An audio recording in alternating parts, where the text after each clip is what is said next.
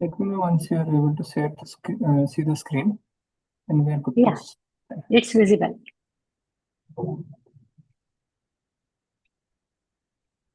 Okay. Okay, let me start today. Ji. The Chick-fil milkshake. We all have our kryptonite, the thing that without fail has our number. For me, it is the milkshake. My favorite milkshake is for Ivanhoe's in Upland, Indiana. As the notorious Big Big said, if you do not know, now you know. Upland is in the middle of nowhere, but if you are ever near it, it's worth stopping at Ivanhoe's. Right up there on my list and slightly more accessible to most people would be the cookies and cream milkshake from Chick-fil-A. As a clergyman and resident of Metro Atlanta, I have taken an oath to love Chick-fil-A until I die. But I do not take that oath as an obligation. It is an honor and joy to carry. I really love everything about Chick-fil-A. Our church is better in so many ways simply because of our proximity to the headquarters of one of the most service-minded, open-handed, and successful organization on the planet Earth. The bread and butter of this Monday through Saturday quick service restaurant is the Chick-fil-A chicken sandwich, but their milkshake is one of the better milkshakes you will find. In 2008, just 2 years after it was launched, the milkshake was the highest rated product on their menu. But did you know that the Chick-fil-A milkshake almost did not come to be? It is crazy, I know. The story of how it came about is a fantastic case study on the power of learning how to challenge up. Shane Todd was the pioneer of the Chick-fil-A milkshake, a product as significant as successful as Chick-fil-A milkshake can never be credited to a single person. But if you were to ask most people in and around Chick-fil-A, they will gladly credit Shane as the key driver for the innovation and evolution of the milkshake. Shane is a franchisee owner and operator in Athens, Georgia. If you are not familiar with the Chick-fil-A's franchisee model, I'll give you a quick primer. Chick-fil-A uses an unusual, atypical franchisee model for fast food restaurants, where the corporate organization maintains the ownership of the store. Because there is such direct corporate involvement, it leads to a healthy tension for someone like Shane. He is both an employee of Chick-fil-A and he has an ownership mindset for his own local store. As a leader, Shane is entrepreneurial, driven, and innovation. He is not content with just managing a local restaurant, but is constantly looking for new ideas in new markets to introduce at his local Chick-fil-A. Long before the milkshake was launched nationwide in the spring of 2006, customers were already asking for another dessert option.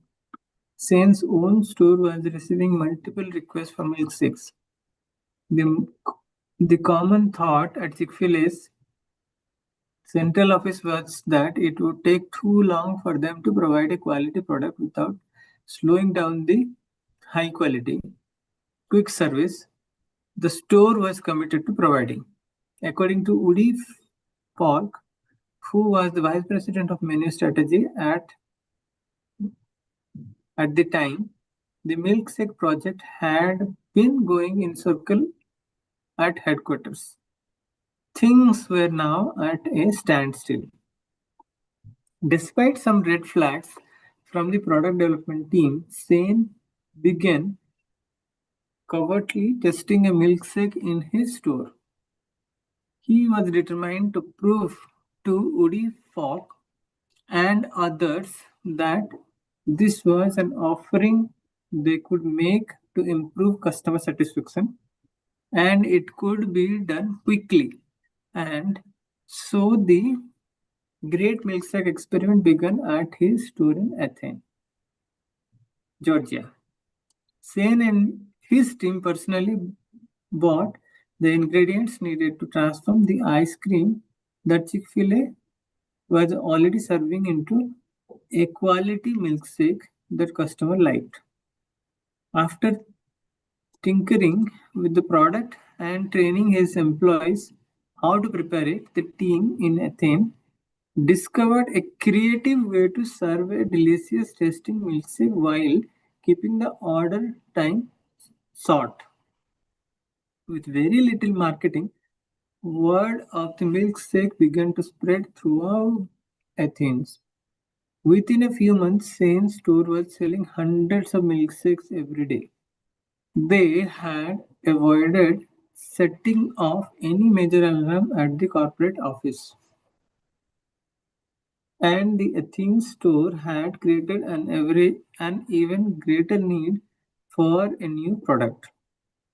It was clear that customers wanted milkshakes, and Sane's team had proved it could be done. The make it or break it moment for Sane's team came when Tim Tas- Tassopoulos, Senior Vice President of Operations, decided to drop in to see what all the fuss was about. Mhm. Okay. Tim was the decision maker. He could say yes or no to their little trial. But Shane was ready for Tim's visit. Like an old western gun fast draw. Shane challenged him to make two Diet Cokes faster than he could make a milkshake. If Shane could not make the milkshake fast enough, the trial was over. If he could, team would agree to allow the milkshake sales to continue. Guess who won? Obviously, Shane will win, I believe. Let's Yeah. see. I had the opportunity to talk with both Shane and Udi about this experience, and I have summarized a few of the leadership lessons I gleaned from Shane's attempt to challenge up the Chick-fil-A corporate hierarchy to see his milkshake vision become a reality at every restaurant. Great leaders challenge up with the best motives. So he is getting challenged by team now. Shane was not innovating for innovation's sake. In fact, he was not all that concerned about getting credit for his innovation. His motive for wanting a milkshake on the menu was more altruistic. At Chick-fil-A, we are all about serving our customer. If a customer wants a milkshake, I was determined to figure out how to provide one because I want to serve that customer.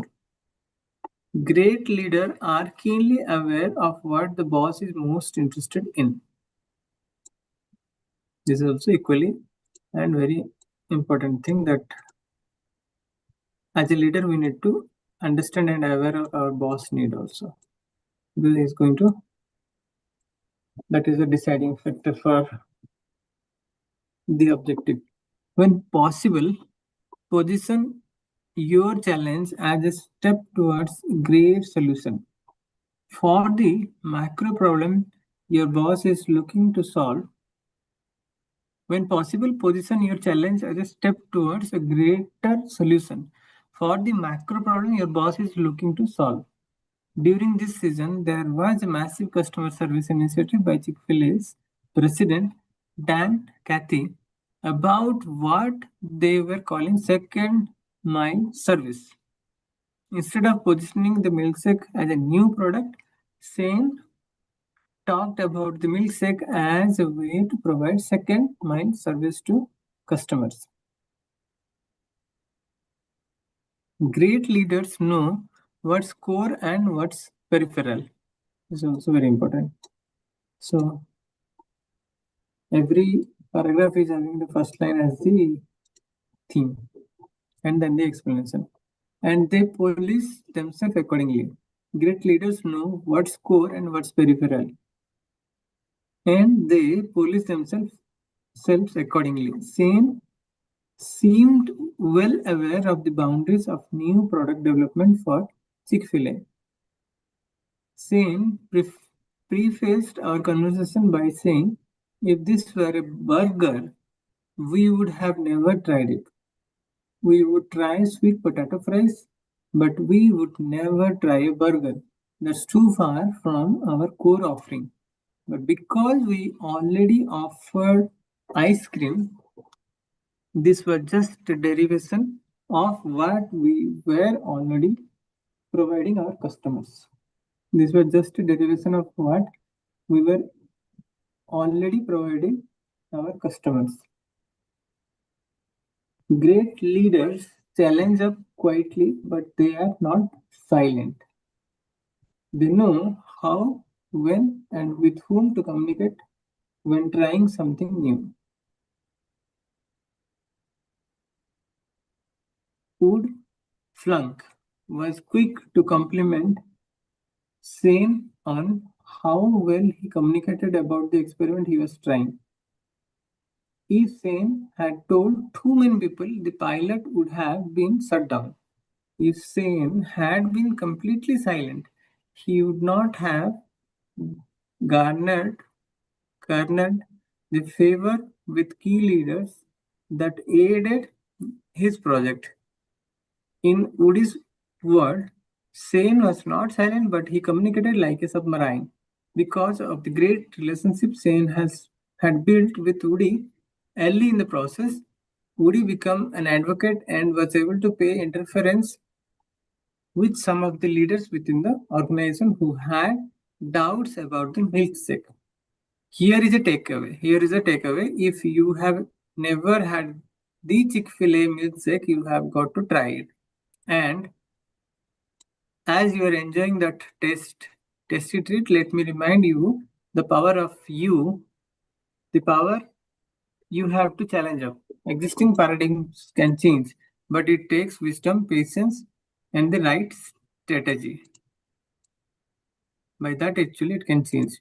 You do not need authority, but you will need influence. Very important. You do not need authority, but you need influence. You do not have to be one in charge to shift the paradigm, challenge the status quo. You can do it from this seat you are sitting in right now, but you must still learn to challenge well.